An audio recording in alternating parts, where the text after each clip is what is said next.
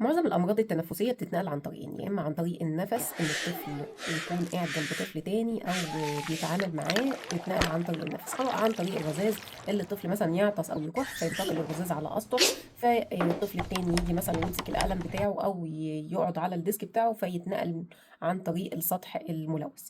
فاحنا ازاي نقي الاطفال الفتره دي من المشاكل التنفسيه؟ ان احنا اول حاجه نعزل الطفل التعبان ونحاول بقدر الامكان نلتزم بغسيل الأيدي ونطهر الأسطح قدر الإمكان، والطفل السليم يحاول يبعد عن أسطح التعبان. لو طفلك تعبان حاولي تقعديه في البيت لمدة أسبوع أو أسبوعين لحد ما الأعراض تخف، علشان ما يعديش أطفال تانية. أطفال أقل من 6 شهور لو ظهرت عليهم أي أعراض كحة أو سخونية أو بداية أعراض برد لازم تروح للطبيب فورا، لأن الأعراض دي في خلال يوم أو يومين لا قدر الله ممكن تسبب مشاكل رئوية.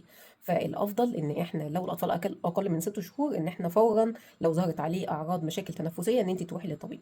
لو اكبر نحاول نعزل الطفل نديله خافض حراره لو هو عنده حراره، لو فضلت الحراره اكتر من 48 ساعه لازم تروحي للطبيب.